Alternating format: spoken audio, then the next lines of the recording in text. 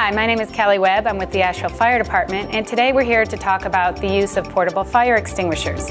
We're going to discuss how to use them and when to use them, and then hopefully if you're ever put in that situation that you might encounter a fire, you might feel a little more comfortable using the portable fire extinguisher.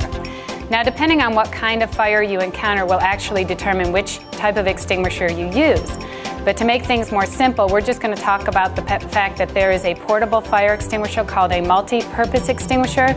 That multi-purpose extinguisher will cover pretty much any type of fire that you would encounter. Now, what I teach you today is not just for business purposes, but it's also for your personal life. So, the things that we talk about not only would help you in your day-to-day activities at work, but if you're out shopping, if you're at a child care center or something like that, pretty much whatever fire extinguisher is hanging on the wall will put out any fire you would encounter in that situation. Please do understand that the portable fire extinguisher is for the beginning stage of a fire, meaning if you encounter the fire within the first few minutes of it, that you could probably put it out with that fire extinguisher. But if a fire has been burning for 5 or 10, 15 minutes, and you're wondering whether or not that fire extinguisher will put it out, it probably won't. So if you're ever in doubt, please just get out. Your safety is definitely our first concern, and we want you to leave the firefighting to the firefighters. I make the joke that you do not see firefighters running into a burning building with portable fire extinguishers because that's not what they are designed to do. So please understand that it is for the very beginning stage of a fire. For instance, if you encounter a trash fire, child playing with matches, or perhaps you've started a fire on the top of a stove, that's when you want to be able to grab your portable fire extinguisher and put the fire out. Otherwise, like I said, your safety is our first concern. Please get out, call 911, and leave the firefighting to the firefighters. Now, fire extinguishers pretty much all look the same. They're this beautiful red color. We have a handle, that's what you can carry it by, and it's actually the top portion of the handle, the trigger, that will emit the agent.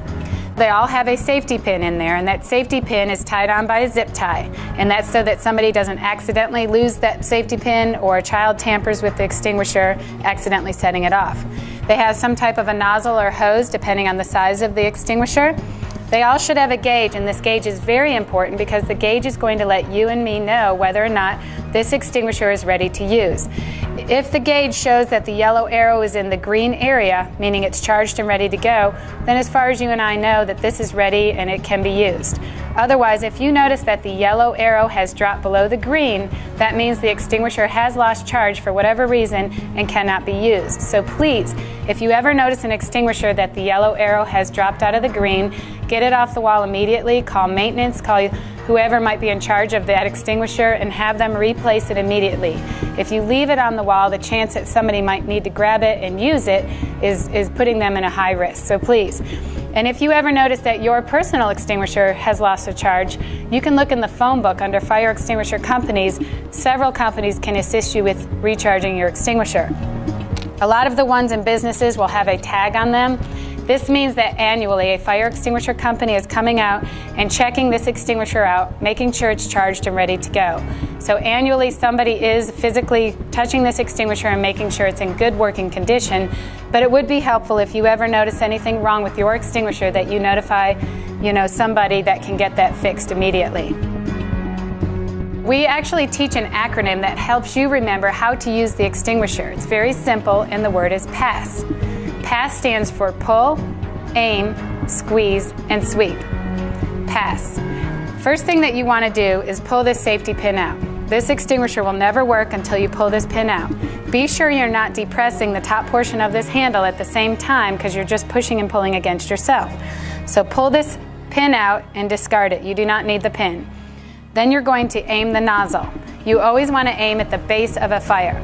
It's very important that you understand what the base of the fire is because even though flames may be coming up out of that fire, out of the base of the fire, you can knock those back, but until you get the agent on the actual base of the fire, it will not be extinguished. So please understand that if you have a trash can that's on fire, that something inside of it is on fire, flames may be coming out of that trash can and you can knock it back, but until you get that agent inside that trash can, the fire is not actually going to go out. So be sure that you always aim at the base of the fire. So pull, aim, squeeze. You're going to squeeze this trigger. It will break a seal on the canister and the agent will be pushed out. Pull, aim, squeeze, and then we ask everybody to sweep so that you're sure that you cover the whole base of that fire. You want to be sure that you don't get tunnel vision, spray in one spot, which could easily spread the fire side to side.